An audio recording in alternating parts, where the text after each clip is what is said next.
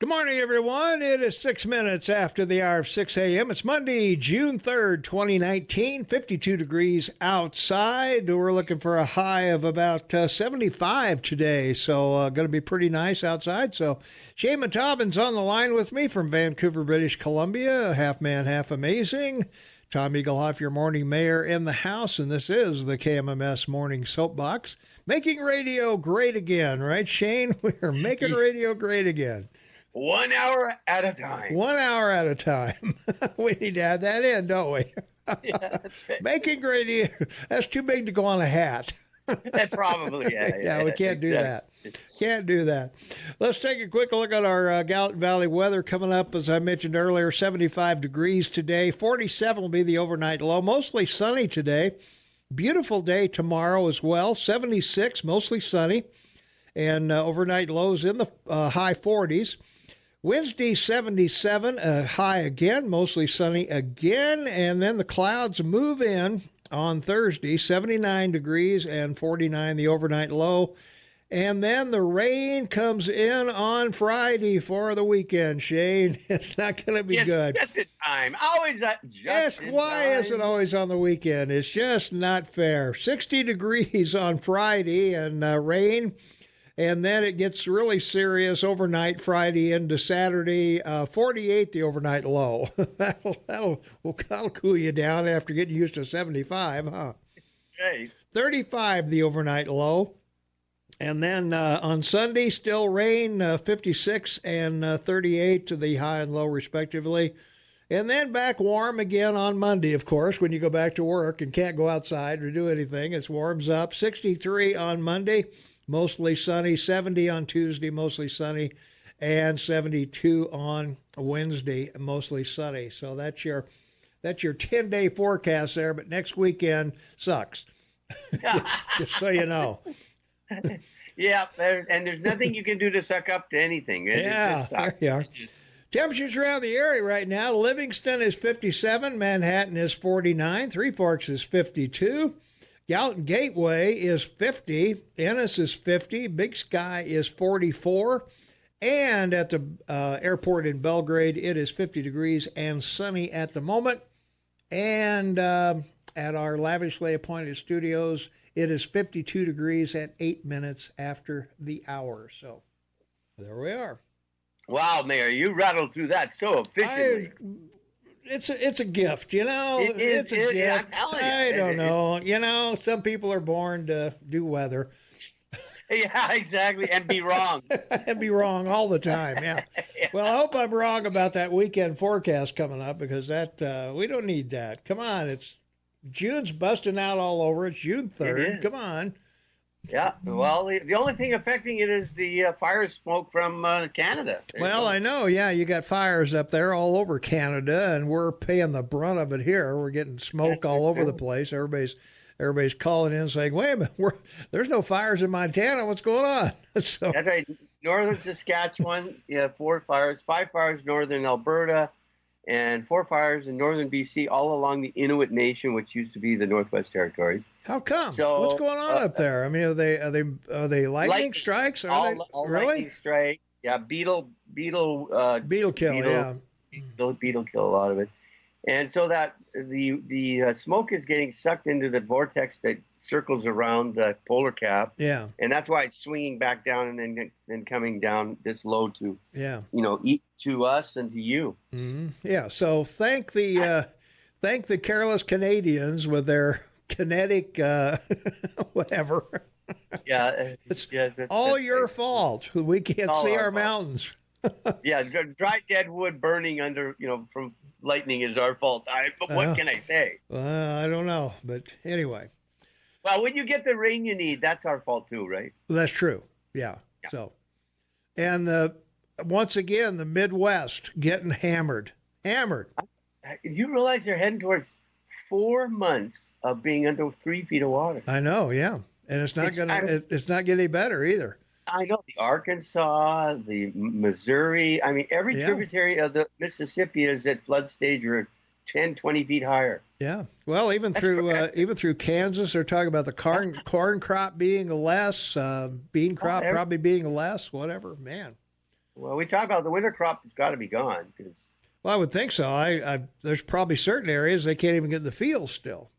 Yeah, winter wheat. No winter wheat this year. Yeah. Well, it will be here, but not down there. Oh, yeah. I mean, where you are. Yeah. Yeah. Well, there won't be summer wheat either. Yeah. Rogers and Hammerstein never saw Montana. They didn't. No, they didn't when they were. They just saw Kansas. That's right. Yeah. Well, Montana wouldn't have made a very good song, I don't know. Pretty beautiful there, buddy. Well, it is, but the you need a 3-syllable Oklahoma. Montana doesn't work. Yeah, but you have a great state song, Montana, Montana. Yeah, right. Yeah. Glory of the West. Yeah. Well, we turned down the rock and roll song, Hippy Dippy Shake. So. Montana, Montana. Yeah, right. My sweet home. Come on, it's a great song. That was. All right. Well, and on today's date in 1621, the Dutch West India Company received a charter for New Netherlands, present-day New York City. That's right. Sad story because we've sort of covered this before, June 3rd, 1621. And the reason is William Elmix. He was Flemish and started it and convinced other investors. And this was the beginning of the slave trade. Mm-hmm. It was started in 1621, went defunct in 1792, and started trading slaves with the Dutch and the Portuguese to the Americas and the Caribbean. Started New Amsterdam, as they called it, which became later New York. Mm-hmm. And it's the 12th highest GDP in the world for a city. Yeah, it's the city of New York alone in the state. The state has a $1.9 trillion GDP, not bad. Well, they're broke though. Yeah, they're broke though. Well, city's broke too. City and the state are both broke. So's Illinois. So's California. Geez, lighten up. Yeah. And the estimated population of 8.4 million in New York makes it the largest U.S. city. Of course, that compares nothing to Beijing, which is 31 million. Yeah. Or Mexico City, which is over 30 million. Yeah. But anyway, it's pretty remarkable the success of what a bunch of traders gave beads and feathers and coins and some idiots and ended up with. It's got an amazing history, I know. Yeah, definitely does. Yeah. There you go. Well, on a lighter note, in 1888, the poem "Casey at the Bat" by Ernest Lawrence Thayer was first published in the San Francisco Daily Examiner. Casey at the Bat. Mighty Casey has struck out. Yeah, I didn't want to ruin the poem for you, but I guess I just did. It's like take me out to the ball game. That's right. That's famous as hot dogs and apple pie. That's for sure. Well, on this date in 1963, Pope John Paul the 23rd died at the age of 81. Yeah, now this is important only for a couple of reasons. First of all, it was the lead up to John Paul. Paul V was wasn't Pius before him? Pope Pius before him? Yeah, Pope Pius was before him. I was just going to say the 12th, who was not a very good pope when you look at him historically and what he didn't do for the Jews and Catholics under the fascist regime of the Nazis in Germany. Yeah. But the interesting thing of this gentleman is he became pope at 76 after 11 ballots, which you all know about, the smoke. Right. But he's famous for calling the historic Second Vatican Council in 1962-65. The First Vatican Council was 460, I think, or 424. Really? So, I mean, wow. Yeah, it's 1,500 years. So they keep up to date with the councils. Yeah, they waited 1,500 years to sit down and talk about God. Well, wow. All right. Yeah. In this date, in 1965, astronaut Edward White became the first American to walk in space during the flight of Gemini 4.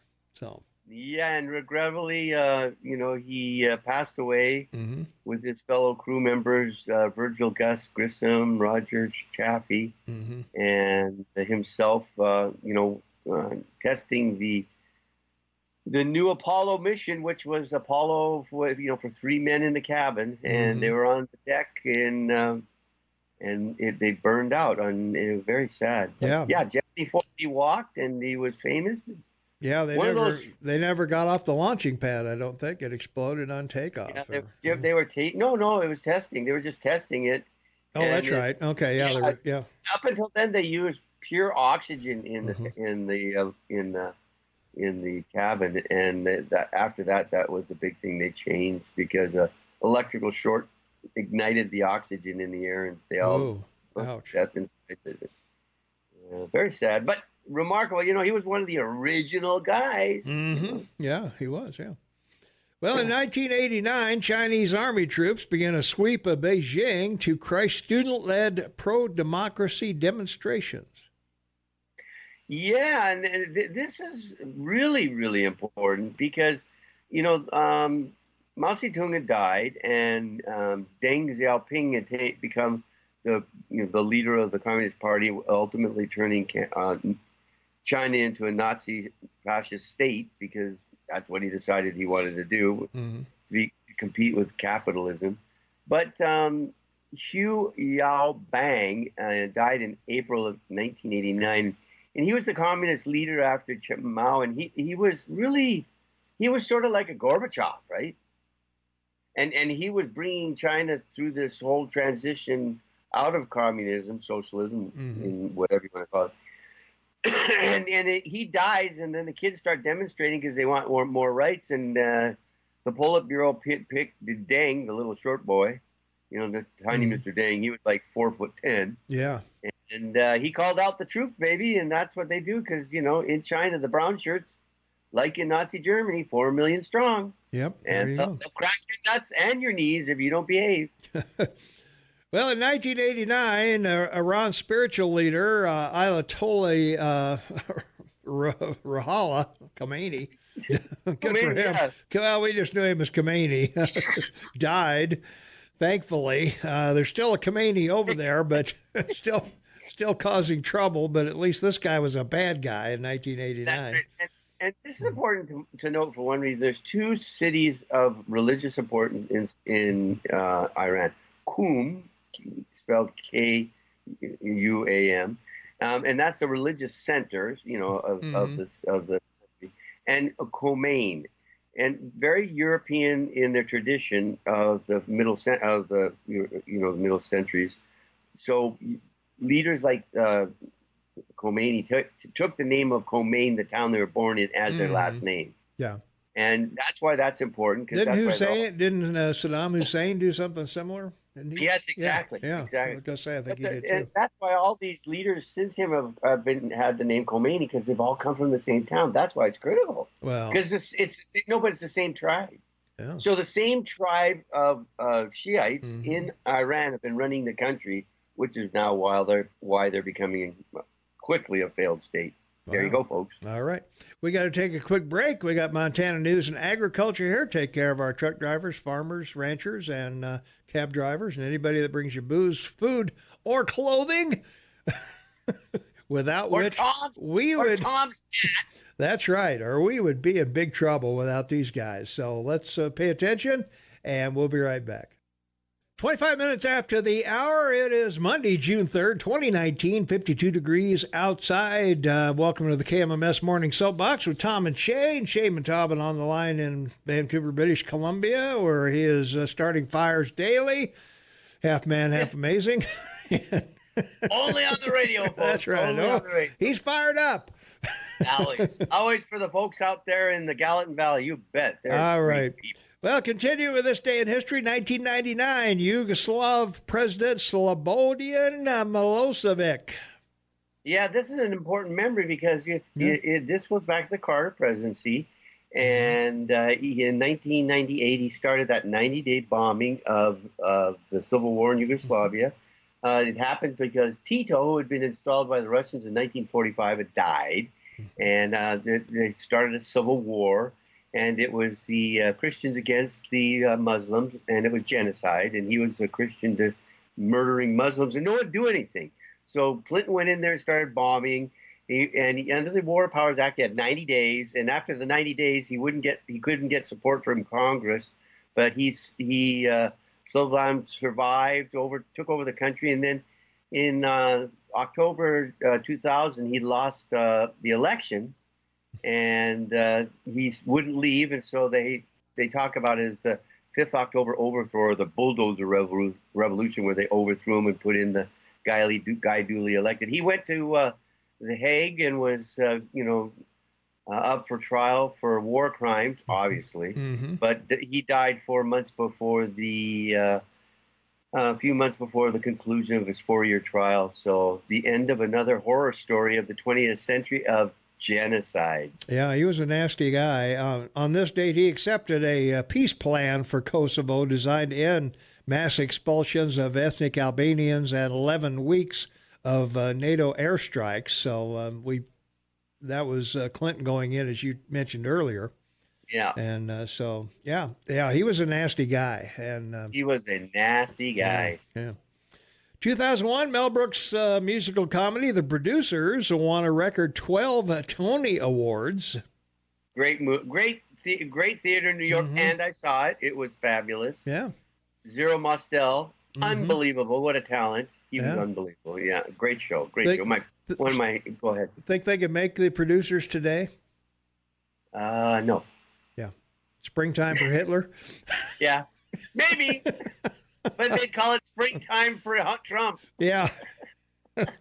Well, if you're not familiar with a comedy, it was a couple of producers who thought they could make a comedy so bad that they would lose money on it, and they would get the insurance or whatever, something. Well, they'd go out and that Zero Mostel seduced all these old women in New York to get the money to raise it. Yeah. And the comedian, with the curly hair, I can't think of his name, he was the accountant. Anyway, they raised all this money, and then they went through scripts to pick the worst one. It was right, yeah. And it was called Springtime with Hitler. Yeah, right. And of course, it becomes a smash hit. Yeah, and they don't know what to do because they got to pay all this money back.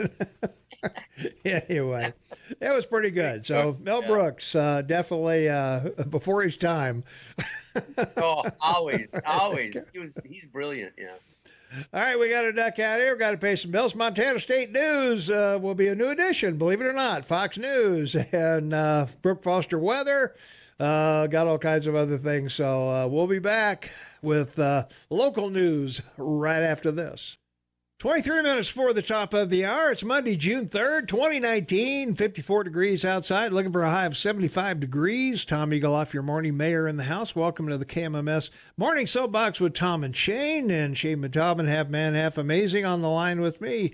And, we had a big graduation yesterday at the Bozeman High School. 447 seniors, Shane, are on their way to college or wherever, military. That's right, 18-year-olds. And let us not forget, on June 3rd, 100,000 18-year-olds are in England waiting to jump on ships to go to the beaches. It's supposed to be the 5th of June, ended up, as we know, the 6th of June. But we can't forget the 400,000 Americans that had successfully invaded Sicily, jumped to the Italian peninsula, were halfway up the peninsula on their way to Rome at the same time. Yeah. With Patton leading them on. So, it's an amazing thing.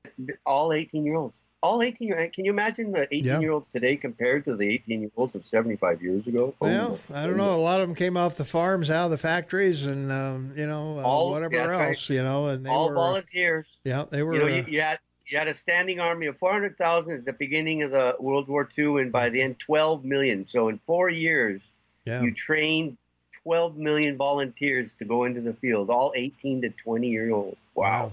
Damn. Yeah. I wonder how many of the 447 know the significance of the 6th of June. Is that even taught anymore? It should in schools. I mean, historically, is that just too long ago? I mean, is that like the Civil War? Who cares? Revolutionary War? Who cares? Yeah, exactly. A lot of things worked out well for us, and we're here today. And now we're talking about Syria and Iraq and Iran, and it's sad. I think that, I like to think that I had the benefit of a pretty good education. Yeah. I mean, I knew who Pope Pius was. I mean, of course, he was before Pope John, but I don't know how many people know that. And the significance to the millennials is that the U.S. conquered half the world in World War II. Well, yeah, I mean, and left. They freed all the people in those countries and left. Sure. Except, and the only land they asked for was land to bury their dead. That's it. Yeah. Well, and you also you look at back in those days, because we had with my grandparents being alive, they had experienced World War I. My mother was her birthday is December 7th, so she was having a birthday party when they announced over the air that Japan had attacked Pearl Harbor. That's right. Yeah. And during that time, from 1940, let's say, I wasn't born yet, but my parents told me we gave up sugar, we gave up coffee, we gave up rubber, we gave up nylon, we gave up everything. Yeah, we gave up all of these things for the war effort. And Hollywood was out selling war bonds, and they were making war movies to inspire the troops and everything. And I think, man, how different it is today as to how we look at the world, and how we on the one hand, we're, I don't know, we certainly are not a perfect nation by any means, but we seem to excuse other imperfect nations pretty easily. That's right. For the things they do. And there was no conscription. It was all volunteers. That's the remarkable thing. Well, we have a volunteer army now, but there's very little need, I think, today to put boots on the ground. Well, that's right, with the technology and everything. I mean, we have so much technology. We got drones that could, bomb a hut in the middle of, Mexico City. You're talking about 30 million people there. Yeah, and we got to look at this December 7th, 1941, when it started. Yeah. So actually, it started basically 1942, January, and it was over by August of 1945. Yeah. Yeah, that's. I mean, you turned your country into this giant military operation in 3 years. Yeah. To defeat two major, two major groups in the world trying to take it over. It's an incredible story. It really is. Well, the incredible story is that in war during that time period, you could pull out all the stops. We dropped two nuclear bombs on Tokyo. Before the Geneva Convention, I mean, you could bomb innocent civilians. We carpet bombed cities. Germany carpet bombed London, and we carpet bombed Berlin, and Tokyo. And Tokyo, more people died in those things than in Hiroshima and Nagasaki. Yeah, because Hiroshima and Nagasaki were military targets, not civilian targets, but. Yeah, and it's because it was a city of paper and wood. Well, that's true too. Yeah, there was giant firestorms in Tokyo. It was bad. Well, and the other thing too, a lot of people don't realize. I think a lot of people think we dropped two bombs on them, but we dropped one, and then we came back 3 days later when they didn't get the message. Yeah, exactly.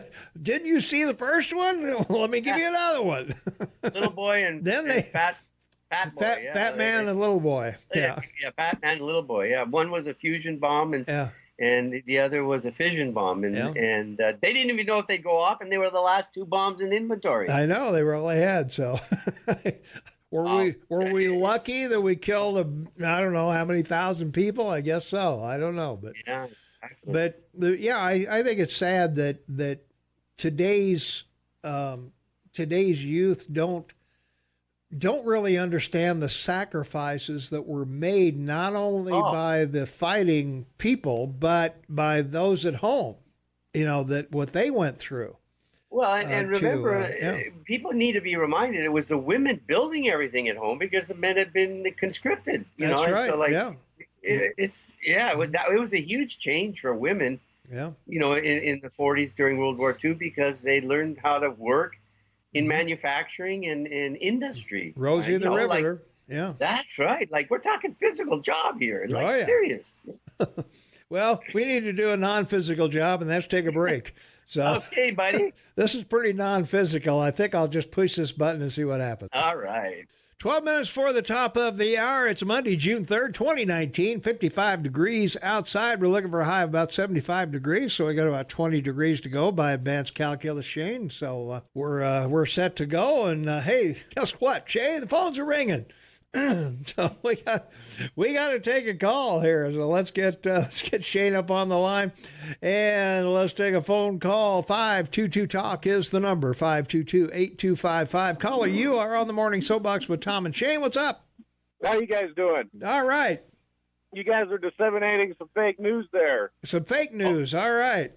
Yeah, Slobodan Milosevic was not a bad man. Oh, okay.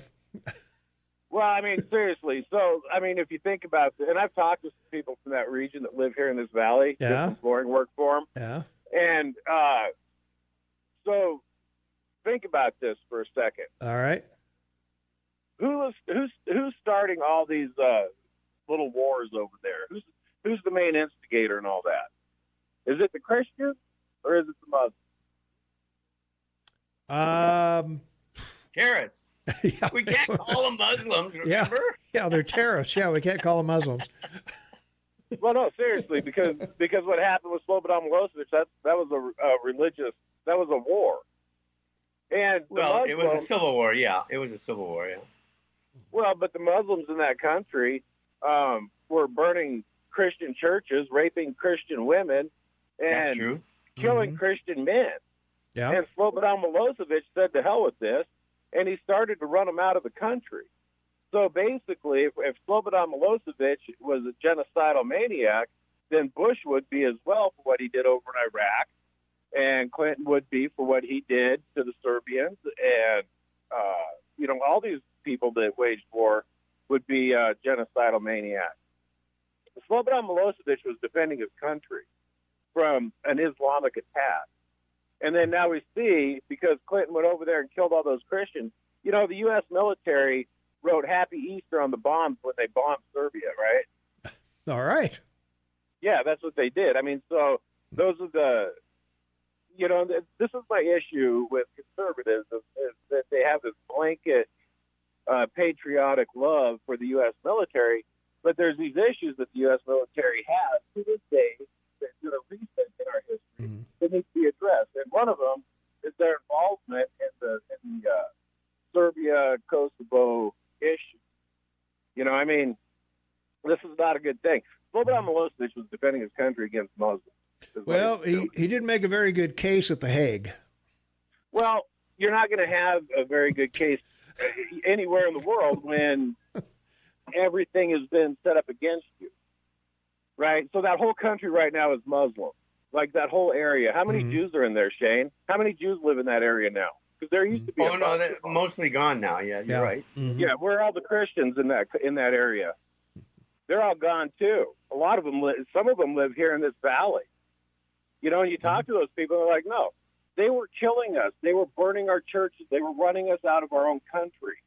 And Slobodan Milosevic was trying to protect them, and Clinton went in there and bombed them during rush hour traffic and caused mass civilian casualties. So that's actually what happened.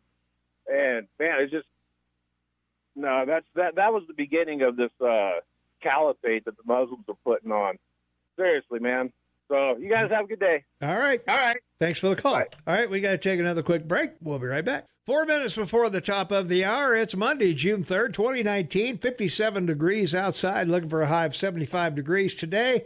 Tom Eagle, your morning mayor in the house. Shane Taubman, half man, half amazing in Vancouver. And this is the KMMS Morning Soapbox, and we got callers lined up, Shane. So let's go to the phones. 522-TALK is the number. 522-8255. Caller, you are on the air. What's going on?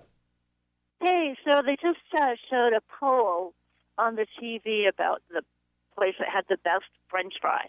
Well, they didn't mention Rally's, and they have the best French fries. I mean, they mentioned Well, all right. they mentioned the Shake Shack and Arby's. And Rally's not only has the best fries, but they have, at least they did when I was back east a few months ago, they had 4 items for $3. Wow. 4 for 3. It was incredible. And you had a choice of about 4 or 5 different sandwiches, and then you get fries and a drink, and one of the best apple pies because it's covered with cinnamon sugar. So, yeah, I don't know where they were. Not a clue. I don't know. I've never been to a rally, so I'm going to take your word for it. I have to. Yeah, exactly, yeah. Yes, you have to. All right, then. All right, good. Well, thanks for the info. Okay. Bye. Well, heaven forbid let's see, I got to put that down. Let's see, the 6 to 7 hour, we talked about French fries and rallies. There you go. All right.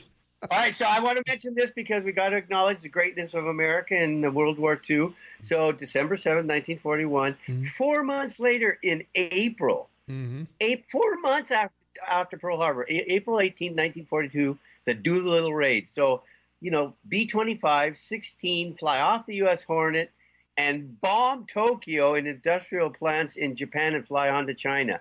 4 months after the war started. Yeah. Wow. I mean, that's how amazing America is. And no one had ever thought that 16 B-25B Mitchell bombers could fly off a deck of an aircraft carrier. Yeah. I mean, you got to talk about these things. These are the amazing accomplishments of a country that's faced with something they didn't choose. So props out to the Air Force and the Navy. Yeah. Well, particularly when, they decimated almost half, well, probably more than half the fleet of the Pacific in that one raid. And thankfully, they didn't go after the fuel. They missed the fuel. Otherwise, we would have been in big trouble because we would have had to get fuel over there. So they didn't think about that. They were going after the ships. They would have been ahead, just hit the fuel tanks, and you got a bunch of boats sitting there that can't go anywhere. And if you read the story of the White House, that 24, 48 hours, the biggest fear they had is that the military told Roosevelt that if they invaded North America, came into California, that they could have gotten to Chicago before the U.S. could have stopped them. Well, that's that may be very possible because wow, that's pretty scary. I don't know. Maybe the Marines in San Diego might have had something to say about it, but they weren't there then. That's true. They weren't. Yeah. Where were they? What was the? There was a naval station. Yeah, the naval station was there, but I was trying to think of where the Marines trained in California. Oh, they do train it. They do, but they weren't as large as they are today. No, they weren't. No, you're absolutely right. So, all right. Sorry, I didn't mean to misdirect you. I apologize. That's all right. Bozeman and Daily Bozeman. There you go. Oh, your first hotel opened. You got to tell everyone about that. All right, we've got a caller waiting, Shane, so you can chat with them, and we'll be right back because we're at the top of the hour. So we'll see you in a few minutes. Welcome back, everyone. It's 4 minutes after the hour. It is Monday, June 3rd, 2019, 59 degrees outside, looking for a high of 75. Shane Matobin chatting with our caller on the line. And, well, you make me a producer because I get everybody all excited and ready to go for it. Well, that's right. Yeah. Shane's our call screener. Yeah, that's right. Let's go to the phone call. 522-TALK is the number. Caller, thanks for waiting through the news. You are on the air. What's up? Yeah, well, I called to mention the fact that in most of the history that I've read about the bombing of Pearl Harbor, it's the fact that the Japanese did not destroy the dry docks. That too. They had repair facilities available. Yeah. They were able to raise the ships and repair them quickly because they didn't have to repair the dry docks. Right. Otherwise, it would have been years. Yeah. Nope, that's an excellent point. Yeah, I left that part out. Yeah, you're right. All right, just wanted to throw that in there. All right. Well, thanks for the call. Thanks for calling, and call again. We appreciate it. All right. Shane, 5 things you need to know. You got some stuff on Mueller and his law firm and all kinds of other stuff you wanted to bring up, so go for it.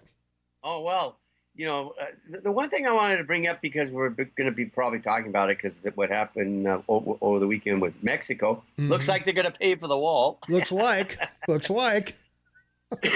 Excuse me. So, well, let me make one quick point, because people are out there thinking, oh, you're going to pay for the wall. It's a tax.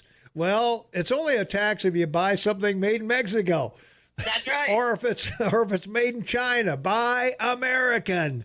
That's right. And it's only a tax if they add it onto what you purchase, and they're not going to do that. That's true. So all right. So here's how this works, so everybody appreciates, because it's important. Mm-hmm. When a ship pulls up to a dock in the United States and unloads, before they unload, they go through what's called a custom broker. Mm-hmm.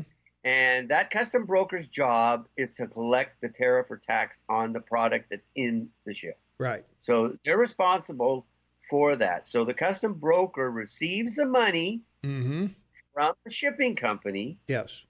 Which in this case is a Chinese company, because they own everything. Right. Yeah. So China's paying the friggin' tariff to your U.S. custom brokers, who then refer it back to the Department of the Treasury. Right. So, and then, of course, the ships are all searched by U.S. Customs and Border Protection to, check for other things. But, there's so much discussion about who pays the tariffs and how does it done. And that's how it's done with custom brokers. So I wanted to settle that. So there you go. Okay. Let's go to the phones. 522-TALK is the number, 522-8255. Caller, you are on the Morning Soapbox with Tom and Shane. What's up? Morning, gentlemen. Good morning. Just wanted to comment, that smoke we had last Friday and Thursday, Friday, and Saturday, it was not the worst thing in the world. Because it was not the smoke we had in the valley last week. Yeah. Oh, the smoke. I'm sorry. I misunderstood. I didn't hear smoke. I'm sorry. Go ahead. All that smoke hid the chemtrails for a couple of days. Oh, well, there you are. So, yeah. Just wanted to put a bright spot in there starting out on Monday. It's a good thing. Thanks for that call. I appreciate that. Okay. All right. That's it for chemtrails, zombies, cattle mutilations, UFOs. That's it. Okay. And any other pagan thoughts you might have. That's right. So, well, and 5 things you need to know. Of course, Trump's in London, and of course, the first thing you do when you go to London is insult the mayor, who's a Muslim. Right. Tell him he's a loser, like De Blasio is in New York. No problem there. Let's just improve relations with a country that's probably our best ally. Yeah, I know. I think the only reason he's meeting the Queen is to ask her permission if he can throw his support behind somebody in the elections in England. But she'll say, please don't, Mr. President. Yeah, please don't. From our text line, 478-8298, liberals like Chuck and Nancy love tariffs. Well, they love them, don't they? Yeah. Of course they do. Yeah. They're all for them. That's one of the only things I can remember that Trump and Schumer have agreed on. That's right. Let's block China. Go for it. Well, yeah, and this is a serious problem. China is this $1.5 billion to the Biden family has got to end his run for the presidency. I mean, they got to hit him during the debate about it, because it's horrific. Mm-hmm. Well, it really is. Yeah, I would certainly think so. But anyway, the president's in Britain, and they're I don't know. They're talking about Brexit, of course. I would think they are. That's been extended to October. Right. Theresa May is out. She resigned from her party. She's still prime minister until one is selected. But which will be in a couple of weeks. Well, before the middle of June. Yeah. And but she's out of her party. She's no longer the leader of her party. Nope. And and Nigel Farage, the guy who started Brexit, won big over the last election. A week ago. Yeah, in the European election, 751 delegates picked, and all the majority is conservative to the right. Mm-hmm, yeah. So we'll see how that works in the EU, because France did it, Germany did it. So there's a couple of other places too that went right. And the president of Austria has closed the 6 largest mosques and thrown the mullahs out. Wow. And he's talking about closing more mosques in Austria.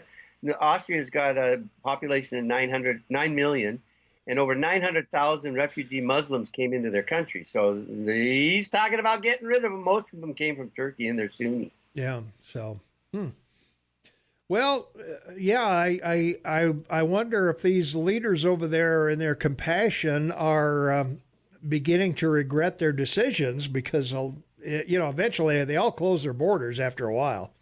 But most of them have now. Yeah. Almost everybody has. And then, in our situation here, where we got 4 months in a row with 100,000 coming across in each month. I mean, come on, we can't take care of that amount of people. Well, and 9 months ago, the EU made that deal with Turkey about taking refugees from Turkey, right? Right. Yeah. But now they've reneged on it, so they're piling up in Turkey, and Turkey's got a serious issue because now they got like 3 million refugees in their country, and no one in Europe wants them. Yeah. Well, it's got the same thing in Syria. People going out of Syria, and where are they going to go? You going to send them back to the civil war in Syria? Right. UN reports 78 million refugees worldwide now. Mm-hmm. Wow. Yeah. Well, I don't know. There's one thing that's stopping this whole thing from being resolved, Shane. That's the Geneva Convention. That's right. You need to go all out against these countries until they're just in. Iran. We should be carpet bombing Iran. Now, Tom. that should go viral. That should go viral. Let's take a phone call here before we have to take a break. Caller, you on the air. What's going on? Sounds to me like you guys are kind of mean this morning. We are the mean this morning, aren't we? I'll tell you, Shane, are you mean like Tom? Well, if you want to solve the problem in Iran, you just drop a mother of all bombs on Qom. Yeah, there you are. That'll take care of it. That's it. That takes care of it. The mullahs are all in Qom. You think so? Think that's the way to do it? Yeah. Well, yeah. That's where all the leadership in Iran. Yeah. I was going to say, do you really think you're going to sit down at a card table with Iran and negotiate some kind of a winning deal for anybody? Well, if anybody's read history, they'll understand why Iran's the way it is. And I don't think most people know anything about history. They're Persians. Well, here's why I called this morning. Okay. Mr. Trump's in England, right? He is. Yes, he is. He's with the Queen. Why do you suppose they go visit the Queen all the time? The president. Respect. Huh? Well, in the case of the Queen, it's because of the Commonwealth and the 21 countries that belong to it. So when Trump puts this together, a treaty after Brexit with England, it's not just England, it's 21 other countries. It's as big as the EU, the Commonwealth. Well, Shane, have you and Tom ever read the Treaty of Paris between... Have you ever read it? Yes, I have, sir. Okay, what happened there? The Treaty of Paris resolved the differences between France and England as well as the United States and England. Well, what happened there in the Treaty of Paris, everything that we won in the Revolutionary War was returned to England. England built Harvard. They built all the ports on the East Coast, everything. They kept the right on Article 8 for the navigation of the Mississippi River to its source.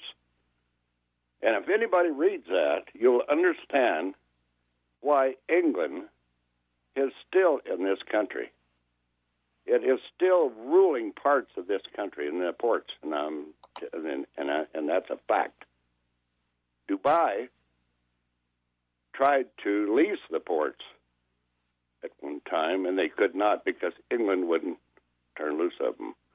And they kept them in the Treaty of Paris. Everything that we won from England to become America, we had to give back to the English, and they had to give back to us our stuff. That's the Treaty of Paris. And most people, the English in England are basically, other than Russia and China now, they've came to power. They're the ruling power of the world. that England is. And we are right alongside of them. And the reason being is the Treaty of Paris. Remember, all the people that come and fought us were English. And all the people that were here pretty much were English. And they escaped England because of taxes and religious beliefs. But they're still in the ruling powers of the world. England is. And that is why Mr. Trump is there now. And people can say that I'm crazy, but I know history. Well, it's a fact. It's an amazing reality too, because the treaties of Paris have been around since 1229, and there's almost over 35 of them since then that have been signed in Paris. Which Paris. That's all right, but the one between us, the one between England and us, 1783. You're There's right. only one. And 1783. Yeah. Yep. And so that's why the president, not just Mr. Trump, but Mr. Obama, every president has went to England to see the Queen and the King and whoever. But like I said, and then you got another thing that's happening. The Bilderbergers meeting's going to be pretty quick. And if anybody does some history, they'll find out how all of this works. And when you find out how all of it works, it'll scare the hell out of you. That's all I got to say this morning. All right. Hey, Thanks, Tom. Thanks for the call. All right. We'll be right back right after this. 21 minutes after the hour of 7 o'clock. It is Monday, June 3rd, 2019. 62 degrees outside. Looking for a high of 75 degrees today. So hopefully we'll get there, Shane. Shane Matobin with me. Half man, half amazing in beautiful Vancouver, British Columbia. And from our text line, Shane, we got a little difference of opinion here. Tariffs taxes are paid by importer, not exporter, Americans. What do you think? No, I just explained it. So it's paid by the importer. It's paid by the ship that lands, and they have to. It has to be paid to the broker before they can unload their ship. That's the way the system's set up. By the way, Clint, I just want you to know there's 10 major points to the Paris Treaty.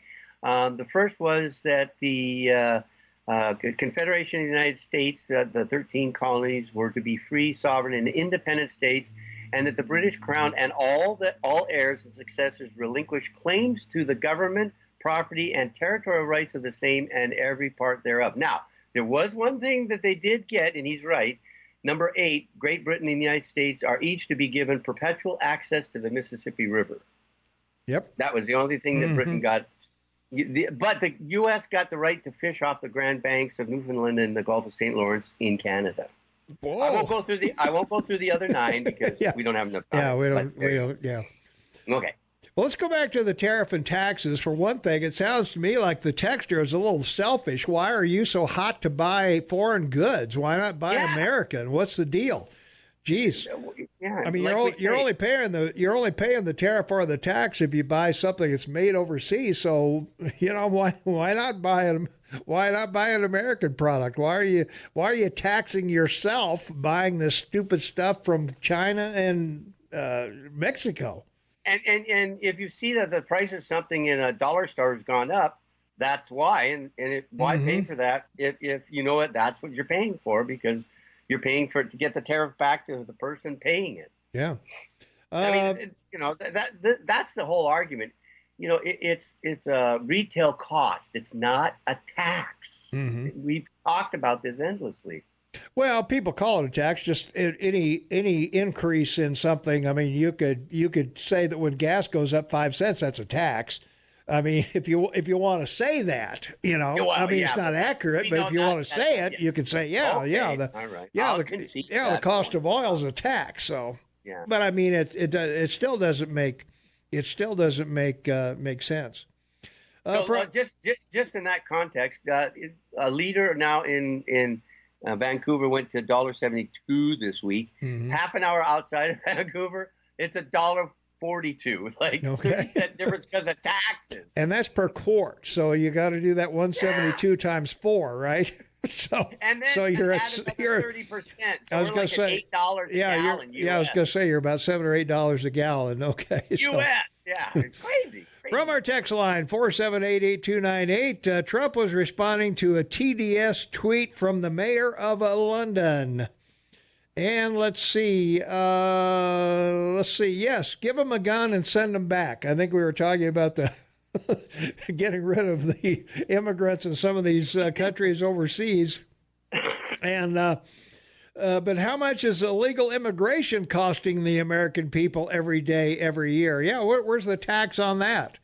Yeah, well, exactly. And just alone in medical and education, $250 billion. Seriously, this is not a joke. Yeah, it's big bucks. So, and we have to keep our eye on this because you and I are the only one talking about it. You know, Mexico with a socialist leader and the price of oil, you know, it could become a failed state. And you know, like we said, you know, this is a serious. It could be. Yeah, they could be another Venezuela pretty easily if they went for it. So yeah. And you know, 126 million Mexicans. Can you imagine a million? Oh yeah. You know, trying to come over the border. And as we've told everyone, Mexican-American War, 1845, the U.S. took 55% of their country. Yeah. They want it back. Well, they do. Yeah. From our text line 4788298, liberals also love infrastructure spending. Yeah. All right, they do love that too. So. Although, we're not going to get any infrastructure, I guess, while the president is saying, "Hey, stop your investigations." We're not going to talk. So there you are. So haven't heard much from the investigators here lately. I know over the weekend, not much going on. Pretty quiet over there on Capitol Hill. Right. Crazy gates happening, baby. The gloves are off. Let's take a phone call. 522-TALK is the number. Call here on the Morning Soapbox with Tom and Shane. What's up? Hi, this is Mike, Manhattan. Hi, Mike. Hey, how come you guys are so against socialism when we have socialism here already? We have Social Security, we have socialized schools, we have socialized fire departments. I mean, I don't get it. Well, we're not against socialism as per se. We're against we're market socialism. Yeah. Well, let's take you could say that Denmark is a socialist country. They're not. They're a socialist country, but they're a capitalist nation also. So is Sweden. So is Finland. Mexico. So is Mexico. Bolivia, yeah. So is Venezuela. Sure. Yeah. I mean, it's just how much do you want? We already have socialism. Do you want, do you want 50% of your economy socialism? Do you want 20%? And it seems to be that the European countries that are democratic socialists kind of have it figured out, if you ask me. Well, in your politics, they always talk about the separation of the executive, the legislative, and the judicial, right? But no one really wants to talk about the separation between government and industry or government and capitalism. Right. So, there's nothing wrong with government providing services. We're all for that. We need to take care of people. Exactly. And that's one thing that really makes me mad is when the only thing that a Republican can say is government-run health care. Well, you know what? I don't care who runs it. I just want the government to pay for it. I don't need them to run it. In Canada, it's the health ministry, right? Is that the government or what is that? Yes. It's government run. So the health ministry is the government. Yes. It's not a separate entity aside from the government. Yes, it's a branch. Yeah, it's what we call a crown corporation under the guise of the provincial premiers of Canada. Right. Yeah, I don't know. I mean, we need to do something because it's just not right that people are going bankrupt when they get sick. Yeah. All right. Hey, I got to go. Thank you guys. Hey, thanks for the call. Appreciate it. All right. Thanks for listening. All right. We will be back. And we'll continue with the 5 things you need to know. And we'll talk about maybe a little bit about healthcare, too. Because I got some thoughts on that. So, all right. We'll be right back right after these important words. Hey, don't forget about our app, our KM1450 KMMS app. You need that. It's go vote on the poll today on it. It's great. It's got all of our stories on it. It's got the weather anytime you want it. You can listen to the shows on it. It's great. So you need to get it. Go to the Apple Store or Google Play, AM 1450 KMMS, and get our app. You will love it. We'll be right back after this.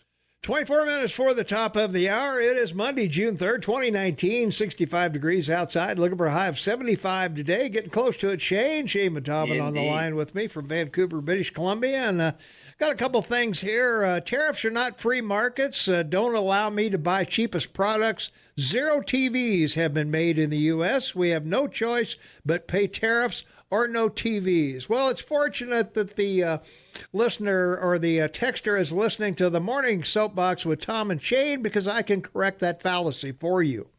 Thank you. While Toshiba is a Japan-based company, the TV manufacturers assemble some TV models in the U.S. For example, the Super Tube TV and the Flat Tube HD TV carry a Made in the USA label. Some models of plasma TVs are also made in the United States, and I can give you a list of TVs that are made in America, which would include Philips Magnavox, Panasonic, Vizio, Sharp, and Toshiba. No tariff on those TVs. Thank you very much. All right. Thanks to the texter for letting us clear that up. We're excited to put the info out there. I've got an idea. Give me back my Social Security money, and we'll be less socialist. Health care will be more affordable when we get government out of it and make it a true market system. But hell will freeze over, unfortunately. And, if you want to know all the bad things about socialized medicine, Shane is here to give you the long and distinguished list. And again, the simple solution to Social Security in your country, 10% that's provided every month goes into the market with and only buys cash dividend stocks. Yep. And those cash dividends, that 10% will provide all the funding that Social Security needs forever. If they would just do it. Yeah, and Bush tried to suggest it and bring it up, and of course the Democrats and everyone privatize Social Security. Well, if the market tanks, which it hasn't done since 1920, and they buy more of the interest-bearing stocks than cash. That's all. Berkshire Hathaway, baby. It's the answer's right there. I pay into Social Security. I pay into schools big time. I pay taxes for police, fire, etc. So there you are. Let's see. From our text line, none of that is socialism. Those are social programs supported by capitalism. It has to do with who owns the means of production. Precisely. Well defined. Very excellent. Good, excellent. Quick to the point post. Yeah. Yep. All right. Well, we were talking about health care. The person or the caller rather said, I don't care who runs it. I just want the government to pay for it. Well, who do you think the government is? Where do you think the money from the government comes from? It comes from you and me. So, come on. Well, let's just take an example. Yeah. I've got the six biggest traders with the U.S., China, Canada, Mexico, Japan, Germany, and Korea. Mm-hmm. So we'll just take China. 2015, $479 billion in imports, and they paid 3% tax on that. 3%. Yeah. Canada, didn't pay anything. Mm-hmm. Mexico didn't pay anything. Japan paid 1.7% on their 130.5 billion. Yeah. Canada 296 billion in trade with the U.S. in 2015. So, you've been collecting money on this, but marginal, just marginal. Yeah. Again, this is the 21st century. Well, I was going to say, like you and I said. Go ahead. Yeah, I was just going to say 95% of all the goods and services except agriculture come into the United States before these tariffs with no tariff at all, nothing. And they competed to get. Why do you think washing machines are got to be made in Canada, or overseas to compete with a company bringing it in here with no tariff on it at all? and the U.S. GDP is 34.5% of the world GDP. Yeah. And we consume 25% of the world's products. So why shouldn't people pay us to sell here? Sure. You got 320 million of the most affluent customers on the planet. There ought to be some fee for accessing those people. 100%. Yeah. In the modern age, absolutely. No question about it. Let's take a phone call. 522-TALK is the number, 522-8255. Call you on the Morning Soapbox with Tom and Shane. What's up? Tom, I understand that we are the government. I just want the middleman that's skimming all the money off the top out of there, and just why can't I pay for it myself then, if you want me to put it that way? You know what I mean? Yeah. Yeah, well, you certainly could, but unless there's competition for your dollar, there's a good reason why there's no one brand of bread or one brand of cheese or one egg producer or whatever. Competition controls pricing for the goods and services that people need. But then explain how competition works when you get sick. It doesn't intermingle to me. It just seems like a conundrum that ain't fixable by the free market. Here's some news for you. Okay, you're gonna like this. Name one place that has a free market system that's working. Well, there isn't one. Your Human Health Services Secretary Cesar comes from the pharmaceutical industry. For the first time in 51 years, in 2018, the cost of pharmaceuticals dropped because of what him and Trump are doing in the executive branch. How much do you have to pay for your pharmaceuticals in Canada? Nothing, right? That's right. Nothing. Yeah. Yep. You pay a tax. That's what I want. Well, you pay a monthly, don't you, Shane? You pay a monthly fee. Not anymore. Oh, don't you? Okay, you did it one time. So what do you think? One time we did. Year? But now you get a green card when you're 60 and you don't have to pay for pharmaceuticals. Okay. So do you pay taxes in Canada right now yourself? Of course we do, 38%. So then how much do you think you paid for your health insurance last year, total for the year? The medical services in Canada represents 11% of our GDP. In your country, it's 18%. Right, so but how much do you think your total tax was for last year? How much did you pay?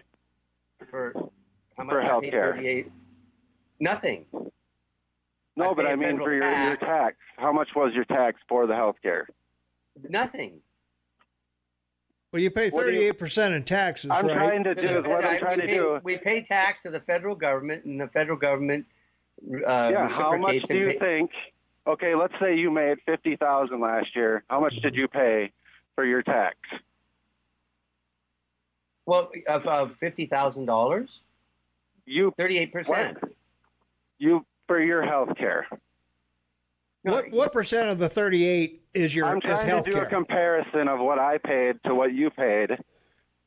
There is a comparison. I paid like $10,000. I'm trying to tell you, it's not set up. It's not set up on that basis. Well, let me use what's the percent of tax that you're paying for it for the health care? What percent of the 38% would be health care, Shane? Yeah. Well, I told you, 11% of our GDP is healthcare. 11%. So then 11%. I made $85,000 last year, and I paid $10,000 for my health care, and then I paid $5,000 more on top of that for medical bills because they didn't cover it stuff. So did you pay more or less than that? So $85,000 made here, 11% would go to basically to healthcare. I mean, I just don't see how it's not better. I just don't. Are you self-employed? I am, yes. Okay. Have you explored other companies? I think there's only two in Montana. If you're an employer that you can use. Yeah, I don't know. I don't want to have to deal with it. I just want to pay a tax and go to the doctor when I get sick. Yeah. Well, if I have to, my wife has to wait all the time to see specialists. I mean, the weight thing that's a lie. Yeah. Well, yeah. In Canada, you got to go to a doctor to get a prescription. You can't call one in. You got to go. Good.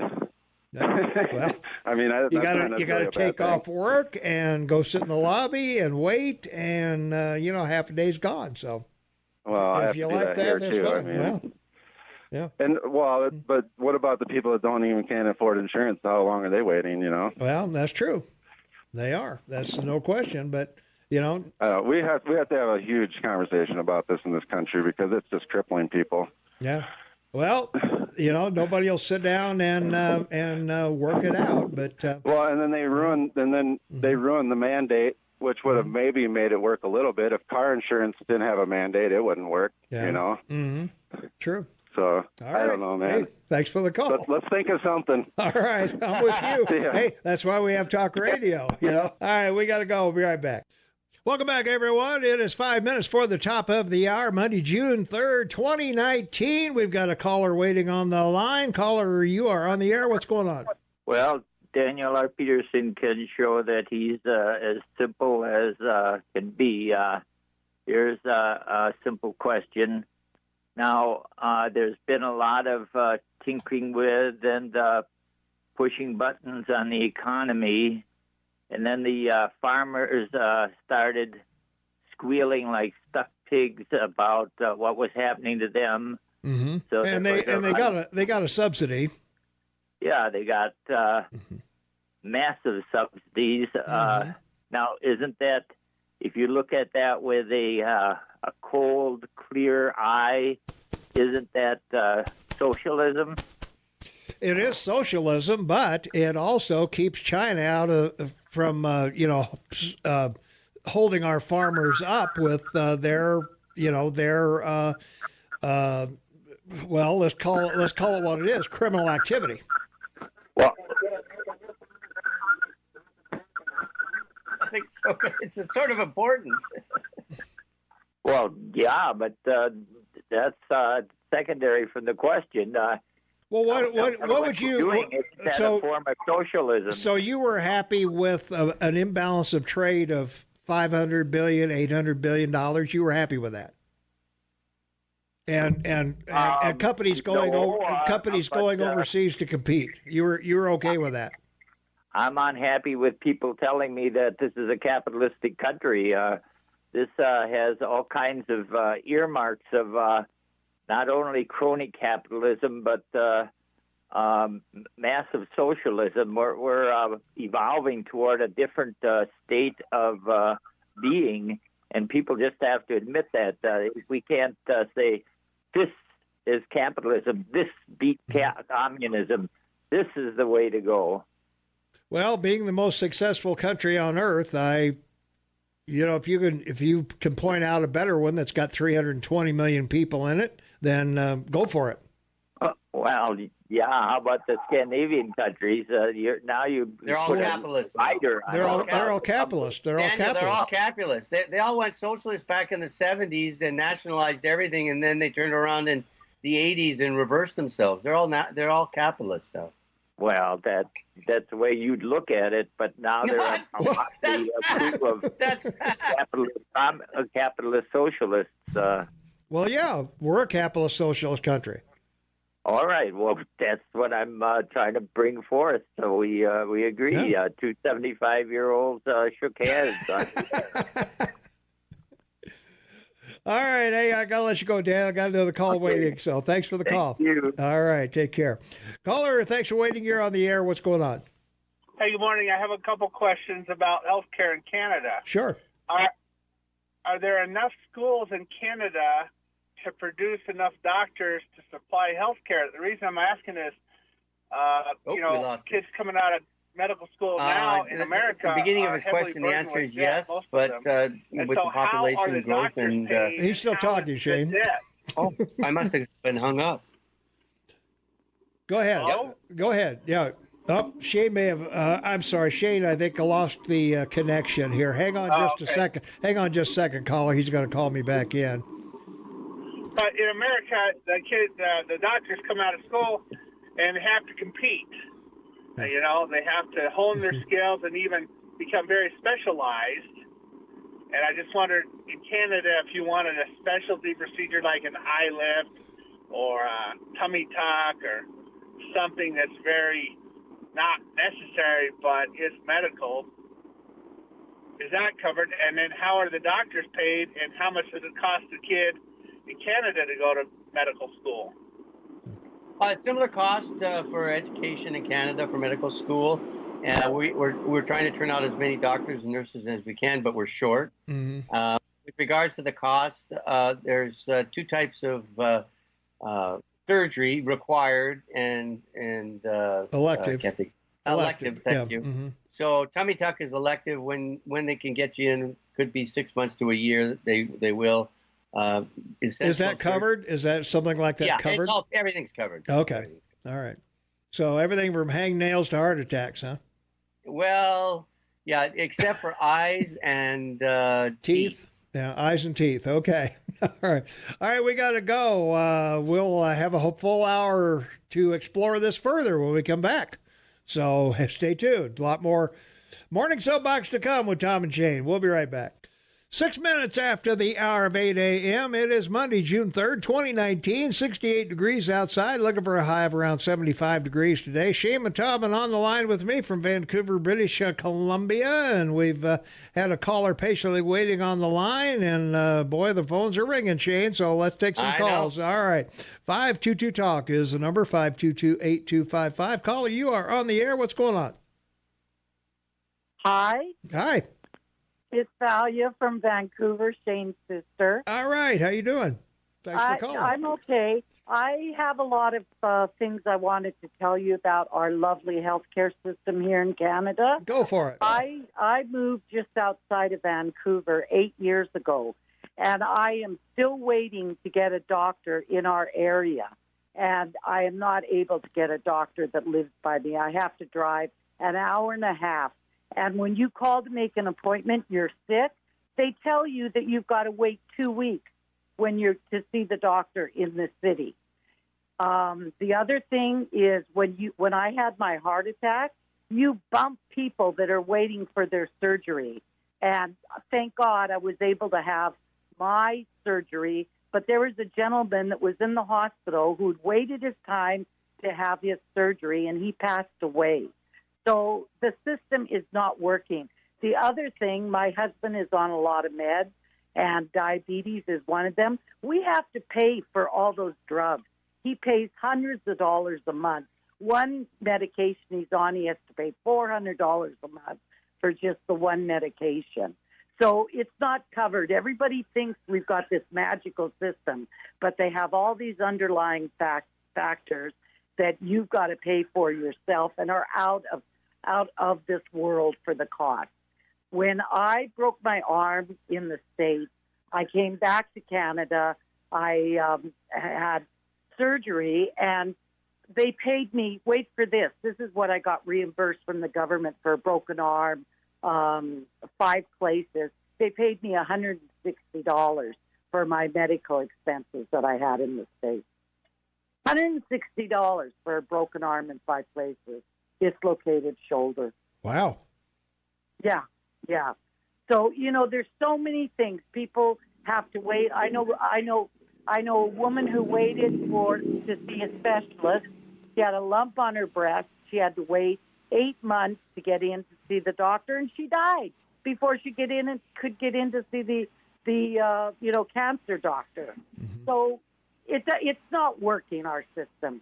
And people down there think, oh, Canada's great, and we're going to have, wonderful health care if we go with their health care. There's lots of problems with it. We get doctors. The doctors get a ticket when they graduate. And then the government will not let them work in the major cities. They get shipped out to Timbuktu, Thunder Bay, up north in these little towns. And so we're not getting the doctors that are graduating. They all have to put their time in for 2 or 3 years out of the major cities to be able to get their licensing. Wow. Well, hey. Well, okay. Well, we appreciate the overview, and I'm sure that everyone listening will have more questions when they call in. That's right. Hey, thank you very much for the info. We appreciate it. You're welcome. Bye. Valia trumpet, everyone. Bye-bye. Okay. All right, let's go back to the phones. 522-TALK is the number. Caller, thanks for waiting. You're on the Morning Soapbox with Tom and Shane. What's up? Well, good morning, Tom and Shane. Yeah. Let's talk about health care. Okay. Okay. You ready? A new topic, yeah. It's okay that you have poison in your food and your water. It's okay that a bunch of 116 immigrants, or whatever you want to call them, from Africa waded across the Rio Grande into this country. We don't know what country in Africa they came from, but they seem to have some disease problems over there. That's okay. Almost half the country think it's great. Yeah, let them in. Let them in.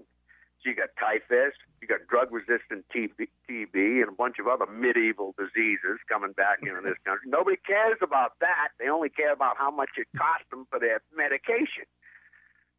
I mean, give me a break. We're warned by DHS that there was, 21 people in 21 different states carrying diseases. They don't know who, but they know they're there, that have come in. That's okay. You know, give me a break. Like, if you think, if anybody in this country thinks that the government gives a rat's behind about your health, you're sadly mistaken. They do not. If they did, the border would be shut down. So you think people then should be quarantined? Yes, and on the other side. Not here, on the other side of the wall. That's where you quarantine them. I mean, it's ridiculous. And you know, they keep comparing when they talk socialism. They're talking about Venezuela. Talk about L.A. Talk about San Francisco. Talk about Portland. Talk about Seattle. Yeah, there you go. Hey. Okay, what do you think the cost of that health care is? What do you think the cost for the heroin addiction is? You know, the people need to wake up and smell the petunias on where this is all coming from. And it's either coming from outside the country into the country because the border's open, or it's coming right from the people that you want to give you health care and give you medicine. Okay, we know where the opioid addiction started. We know how it started. We know where the opium comes from. We know how it gets into the country. But nobody's talking about that. Nope. Well, all diseases are welcome here, Pete. I mean, come on, it's America. Well, that ain't a view. That's a fact. We know who the drug smugglers are. Well, unfortunately we can't do anything about it, Pete, because we've got to pull the border guards off of the checkpoints and send them to where they're coming across the border. We got to take the TSA guys out of the airports to send them down there too. So, hey, welcome to Welcome to Mexican Walgreens. Well, I'm just telling you, before you start complaining about health care, get informed and find out why it costs so much. Oh, yeah. And there's a lot of things. If you don't think the pharmaceutical companies are greedy, you got a problem. You're wrong. They are. Give me a break. Anyway, that's all I got, fellas. All right, man. And Tom, one other thing. Yeah. I commented in the comment line under a post. This was quite a while back. And I said, stop complaining about the Chinese. Buy American. Do something about it. There you are. I was called a racist. They told me I was a racist because the people in China need work, too. That's right. All 400 million of them. Yeah, damn right. You're officially banned. No racist here. All right, man. Thanks for the call. All right, see you later. All right, 522-TALK is the number. Calling you on the Morning Soapbox with Tom and Shane. What's up? Good morning, gentlemen. This is Jerry. Jerry, how you doing? Just fine. I just wanted to comment to that person who called about socialist medicine. Mm-hmm. That's what we're on, aren't we? Isn't Obamacare socialized medicine? Pretty close. Yeah, it's government. It's government. Controlled, run. Yeah. Yeah. So I don't understand what his complaint is. I guess get on Obamacare and you'll be fine. Yeah. If you can afford it. Right. Apparently not. Yes, that's right. Isn't he complaining that he can't afford the health care? Yeah. Well, remember, it was never the Affordable Care Act. It was the Affordable Insurance Act. Right. Mm-hmm. Right. So, and premiums went up. All kinds of things happened that cost the consumer a whole lot of money. Well, the government for the first 3 years said, we'll bail out the insurance companies for any losses you sustain. And then when that stopped, of course, everybody said, whoa, wait a minute, we're going to have to cover our own losses? No way, we're out of here. And that's what happened to it. I mean, if the government would subsidize, insurance, I guess Obamacare would have been a success. But and you only have, but it's unaffordable. That's the problem. Sure. And you only have two options in the state of Montana to buy insurance. Is that correct? Well, I believe for employers, I think employers only have a couple of options for group insurance for their employees. Right, and if and if you're self-employed, you fall under that. You fall. Well, you would. Yeah, you're an employee. You're an employee. So yeah, but I've never understood why I can buy my supplemental insurance across state lines. I can get it from ARP or Aetna or anybody else, but I can't seem to buy health insurance across state lines. And if they would change that and increase the competition, I think you'd see a big change in the cost of health care. Absolutely, but they don't want to do that. That's been something that they wanted to reform the Affordable Care Act, but they won't do it. Well, the insurance companies are going to donate to the people in their state and say, hey, keep this in the state. So, otherwise we're going to have to blanket coverage the country, and it's much harder for us to determine. One section may be, African American, another section may be Norwegian, another section might be Chinese, and we can't, we've got to have segments to, determine the cost of the diseases these people are going to have. Right, and another part of socialism that seems to not work real well is Social Security, huh? Well. There's a real program that really works, isn't it? Well, yeah, if they would have privatized part of it, and sure, But what was Social Security? It was another tax on the people that went into a lockbox that sort of got unlocked, didn't it? Well, it did, yeah. yeah. No kidding. Yeah, we need some money. Well, those seniors don't need it. Screw them. Absolutely. And here's another thing, I'm not trying to be flippant here. Sure. If people think that the Scandinavian countries are really the place to be, then I suggest that you take the first Stanley steamer over there. The Stanley steamer. That's true. Yeah. They got free school if you're rich. You can get your kids into the private universities and the universities as long as you're wealthy. And I don't know about buying a car. Bicycle will work for you just as fine, and forget about home ownership. Well, no wonder they're rated the happiest countries on the planet. Oh yeah, because nobody's working. They're sitting in coffee shops drinking espresso. Works for me. Yep, works for them. Thanks, guys. All righty, thanks for the call. 522 Talk is the number. 522-8255. Calling you on the air this morning with Tom and Shane. What's up? Good morning, guys. Hey, this whole thing with socialism and communism and all these things, it's the masses that have always suffered under those. It's supposed to be equality for all. Well, the masses are the ones that are equal and suffer. I don't think Maduro in Venezuela has to go looking through dumpsters for food at night. I don't think that Kim Jong-un in North Korea does the same thing.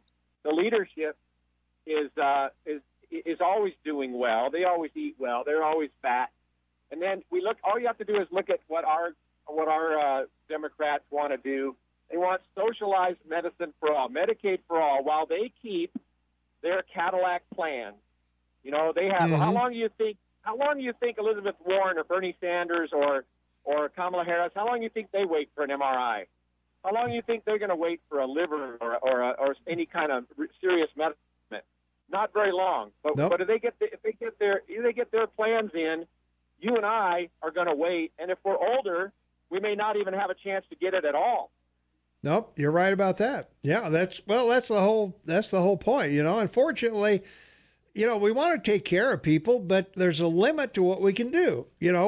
I can, maybe you could pay your mortgage, but and maybe you could pay your neighbor's mortgage for a month, but you're not going to pay your neighbor's mortgage forever. No. And I'll tell you another thing. The analogy I like is if you're out in the woods and you run across a big grizzly bear and you have a wheelbarrow full of salmon, you throw him a salmon, he's happy as can be. Mm-hmm. And when he's done with that salmon, you throw him another one, he's still happy. And he's happy till you run out of salmon. Yeah. Then he runs out of you. And that's what these politicians are doing. They're giving stuff away and giving stuff away. Well, it can't last forever. Oh, there you are. Yeah, you're right, man. Thanks for the call. All right. Yeah, teach a bear to fish, feed it for a lifetime, right, Shane?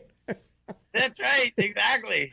All right, we got to take a quick break. We'll be right back right after these important words. 24 minutes after the hour of 8 a.m., it is Monday, June 3rd, 2019, 70 degrees outside, looking for a high of 75 degrees. Shane Matobin on the line with me from Vancouver, British Columbia.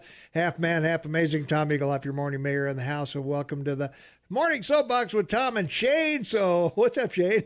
Well, I just want to remind everyone that this program in September of 2016 let people know about the Affordable Care Act Transitional Reinsurance Program, Section 1341 of the Human Health and Services Guidelines, where they would reinsure insurance programs providing the insurance. $2 billion went missing in 2016 from the HHS. And the Secretariat had to explain that United Health Insurance got $1.4 billion that year in reimbursement. Aflac got $450 million. And after United Health got paid, they left 35 states and got out of the program because they weren't making any money. So, folks, there are explanations about this that only Tom and I, the mayor, the great mayor, the righteous Eagle Man, and I have disclosed, talked about, and let everyone know the truth. That's right. Let's take a phone call. 522-TALK is the number, 522-8255. Call you on the Morning Soapbox with Tom and Shane. What's up? Morning, Eagle Man. Hey. Morning, Big Dog. It's Steve. Oh, hey, kind of going in line with your conversation this morning. If we had a few more, if it were possible to have had a few more years of the Obama administration, we'd definitely be a socialist country. I mean, look at Obamacare. You know, it was good enough for the masses. But it wasn't good enough for our politicians or congressmen, that they had to have their own separate health care plan. And I don't think it was coincidental.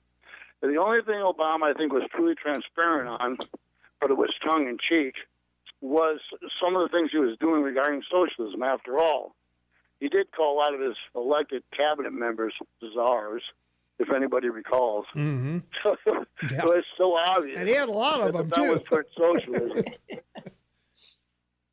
But anyway, that's all I wanted to say this morning, man. All right. It's the most transparent thing that man did was try to promote socialism. And it was right under the nose of these Dems. And now they act like they want to investigate Trump for collusion with a socialist nation. Give me a break. There you go. Hey, thanks for the call. All right, appreciate it. We got to get caught up on the text line. Let's see, Shane, is it true that anyone wanting to move to Canada have to prove they have a job waiting for them and they're self-supporting financially? Not necessarily, no. I wouldn't think so, yeah. No, they're guidelines that you can come with money. Just come with money. Just come with the money and you're okay. Yeah, you're okay, buddy. Tell us how to do it right, Daniel. In the meantime, read up on the principle of unequal distribution, Price's Law, or the Italian polymath, Villardo Pareto, Pareto, I guess that must be. So be careful what you wish for. Yeah, right. Get the government out of health care. The extra layers of administration is driving the cost of health care out of sight. Social is not socialism. Soon we will say that when the preamble declares to provide for the general welfare, that the founders were declaring the United States to be a socialist federation. Let's see. Nobody on earth is paying us to sell in America. We are taxing Americans with the Trump tax laws. No, you're not. You're just paying a premium for Chinese and Mexican products. That's all. Well, and 2 points have to be made. You know, if you want to worry about your health care service, look at the Veterans Administration. It's the largest in the world, the largest medical system in the world. Number two, the Great Society of Johnson. Look what socialism did for the African American family. Yeah, destroyed them. You want to see an example of socialism? Yeah, destroyed the family. Yeah, there you go. Yeah. So our stable genius in a temper snit last year threatened to tear up NAFTA. Canada and Mexico renegotiated with us. Now, before the deal is even signed, Trump is threatening Mexico with new tariffs. Why on earth would anybody ever trust making a deal with this man who will willingly break it when it suits him? Well, for two reasons. Number one, Trump doesn't take no as an answer. Yeah. And number two, we've talked. The U.S., the biggest economy in the world, consume 25% of everything produced in the world. Mm-hmm. And we're 35% of the world GDP economy. So give me a break here. What are you talking about? Yeah. Happy you're defending poverty programs to farmers. Yes, you can lump that in with the 147 other programs you're always complaining about. Well, the 127 programs that I'm always complaining about are permanent. These subsidies are not. So there you go. There you go. All right, we will be back. So we've still got, my gosh, Shay, we've still got a half hour to go. We're having too much fun. This is fun day. Okay. I love the callers. Yeah. This has been a pretty good Monday so far. Yeah. All right, we'll be back. Stay tuned. 23 minutes for the top of the hour. It's Monday, June 3rd, 2019, 71 degrees outside. Looking for a high of 71. We're almost there, Shane. Yes, indeed. All right. What are the markets doing this morning that we need to know about? Well, it's remarkable. They like the tariff on Mexico, up 83 points on the Dow Jones, Standard & Poor's 500 up 7, Nasdaq's off 55. That's because of earnings and so forth. Yeah. But Europe, the FTSE is green today. DAX is green. They like Trump. CAC is green in France. Yep, you froze up on me. Oh, did I? Okay. Yeah. Oh, did okay. I got you on the phone now. All right. All righty. But all right. But the thing that I want to bring up that's really, I think, important is again. Wow. Yeah. You're frozen. Yeah, you're frozen. Okay, I'm going to put you on the phone. Go ahead. Okay. So the thing that people need to know about, all right, the steel is 3,760 down 19, down 10.5% for the year. So tariffs didn't hurt the price of that. It didn't go up. Aluminum is at 17.94, up 12.50, still down 23% for the year. So everybody calling about how tariffs are going to be causing things to go up in price are wrong. Government bonds, the U.S. is at 212, down the 10 years down to 212. The 30 years 256. So, king currency U.S. The euro got over 112 again. Well, Trump is there. Trump is there, and China's still trying to hold the line at 6.9. But Mexico is in trouble, folks. 19.75 to the U.S. dollar, up 3 basis points. So. Got to watch that one. It's got to be a concern for everyone. We do not need a failed democracy in Mexico. No, we don't. That's for sure. And Venezuela, Tom. Give them Venezuela to make them happy. Oh, I wasn't prepared for Venezuela, but let me. All right. Let me really quickly. Let me look at Venezuela here. Just take a second to find that. Where's Venezuela? Let's see. Our favorite currency. Yeah. The inflation rate, let's see. What are we looking at here? Jeez. Currencies. Yeah, let's look at currencies. Let's see here. Nope, that's not what I want. Yeah, never mind. I'm not going to take the time to find it right now. It's hundreds of thousands of percent of inflation. Millions, anyway, whatever millions. it is. Yeah, it's way up there, man. It's Go to the Texas. They're just banging you up there. Yeah, right. It's beyond. I don't know. What a show! I mean, great callers. Everybody, thanks for calling in. It makes the show so much gooder. Yeah, better? Gooder. So much gooder and better. Yeah. Well, anyway, let's go back to the text line because I'm getting behind on my texts here. Let's see. I've seen some third world countries that look better than L.A., Portland, and Seattle. Vote Democrat, and that is your future. This next crop of loonies will destroy this country. And I would say so. Did you see the two people that got booed at the Democratic convention, the Hickenlooper and the other guy? They're calling for, you can't do this socialism stuff, guys, and they're booed off the stage almost. So it's a. Hickenlooper, as Tom's calling, he may be the only guy that could make the nomination because I still said it'll be a woman. They'll pick a woman. I think so. All right. A fee for accessing customers sounds so liberal. No, it isn't. If I would gladly pay American Express for a mailing list to affluent customers. So how is that liberal? You know, especially when customers pay the fee. Well, yeah, I would pay the fee for that. Republicans no longer believe customers have a right to cheapest goods. I don't know about that. Since when did Republicans decide who likes cheap goods or not? Exactly. Most subsidize inefficient industries with government. What happened to conservatives?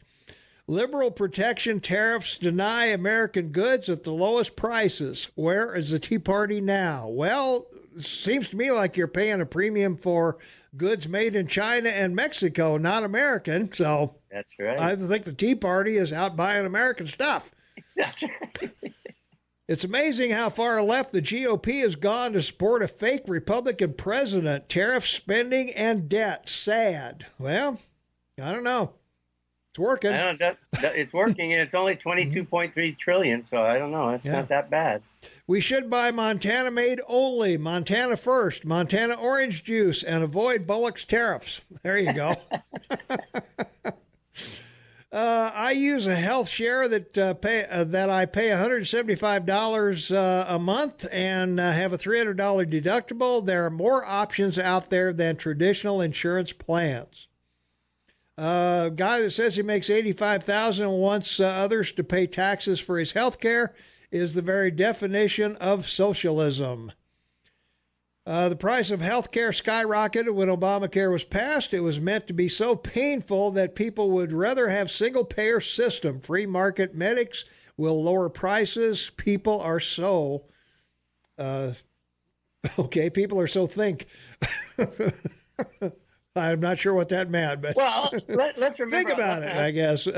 Less than 100 years ago, there was no health insurance, and people paid cash for their medical costs. So, I mean, things have changed. Yeah. The caller loves paying taxes. He can pay mine, too. So there you are. So, all right. That'll catch us up on our text line. Whoops, nope, I got a new one. If AOC has all the answers, why isn't she running for president? I think she should identify as 35 and run for president. I mean, who's going to debate that she's not 35 if she identifies as 35? I mean, come on. You know? Yeah. If Warren can get away with Pocahontas by saying her parents told me that, so I believe them. So there you are. It's just that simple. Hey, I'm a 300-pound, one-legged Samoan woman. There you are. All right. Well, it's my identity anyway, off the air. That's I just hop out the back door. Let's take a phone call. 522-TALK is the number. Caller, you are on the air. What's going on? Oh, I need to correct you guys. It's more gooder. Okay, gooder. It's gooder. Yeah, it's more gooder. But I'm really going to be disappointed when the Chinese products come off the market. You know, we're putting taxes on China. And you know what China's going to do? They're going to take all our Walmart products away from us. I'm going to be so disappointed. Oh, man. Because, like, I'm broke, and it's because every time I buy a Chinese product, it breaks. I know. And it's just like, so I got to keep buying the same product over and over again. There you go, man. To Walmart. So, anyways. I love it. Hey, thanks. All right, we got to take a quick break. We'll be right back. 12 minutes for the top of the hour. It's Monday, June 3rd, 2019. 72 degrees outside, looking for a high of 75. Shay Matobin on the line with me. We got a caller waiting. Caller, you are on the Morning Soapbox with Tom and Shane. What's up? Tom, Bob. Hey, Bob. Shane's a great listener. He really is. He is. He's great. He's a great screener, isn't he? Yes. Several things, and I'll try to keep them very cryptic.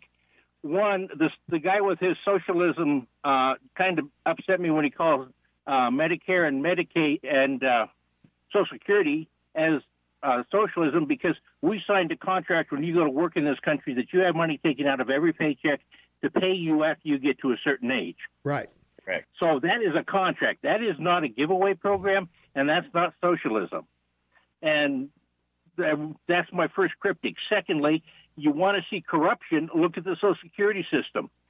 Do you realize that every time they claim that an illegal foreign national is paying taxes, it means the Social Security Department has to be complicit in the IRS in their violation of law, because you can't pay taxes without a Social Security number. And an illegal foreign national can't get a Social Security number unless they use identity theft. Yep. Yeah, So and the Democrats use that as a talking point, saying, all these illegal immigrants are paying taxes. Well, you're right. If they're paying taxes to Social Security, then Social Security is implicit in their being illegal. That's my whole point there. And I know. That's what I'm saying. Yeah, it's a talking point for the Democrats. So, yeah. But here's where you go with the latest one, and that is they're all complaining because the stock market took a hit and Trump's using tariffs. Well, I want you to look at the fact that last week they came out and said it cost between $25,000 and $65,000 per 100 to relocate all the illegal foreign nationals to states other than those on the border. Okay, so last week when they brought in 1,000 in one day, that's $250,000 to $650,000 they couldn't go to feeding our own children just to move them in the country, and then you get their health care, welfare, and everything else. Yep. So that's how it works. That's how it works. And unfortunately, sanctuary cities don't want them. Yeah. What a surprise. What a surprise. Big surprise. Here's the other one. Why shouldn't Bank of America have their stock hit? They make $30 billion a year, or they send $30 billion a year down to Mexico. They let Mexicans send money through them without establishing that they're American citizens to set up an account where you and I can't walk in and cash a check without proving we're an American. There you are. So why shouldn't the corporation take the hit? Because otherwise we, the taxpayers, are taking it, and they're walking free and making all the profit and hiding it in our tax system. Well said. Hey, thanks for the call. Hey, thanks you guys. Excellent job. All right, I got to take another quick break. Shay, there's a caller on the line you can converse with while we are out, and we'll be right back. 3 minutes before the top of the hour, we've had a caller patiently waiting. Shane has been screening, making sure no wackos get anywhere near our microphones. So let's go to the phones. 522-TALK is the number. Caller, you're on the Morning Soapbox with Tom and Shane. What's up? Well, hey, Tom, I guess Shane failed because it's the vanilla liberal wacko out there. All right, man. How you doing? I'm doing all right. We were conversing about this healthcare thing. Really gets sticks in my craw. People totally misunderstand the healthcare system. And first of all, Medicaid is government-run healthcare, so it's Medicare is what you pay into. Medicaid is low income. And as Shane and I were talking about, the Obamacare just transferred a whole bunch of people that were kicked out of their insurance programs onto Medicaid. So that's sort of their backdoor into a single-payer system for everybody, as they're just slowly just putting everybody on Medicaid.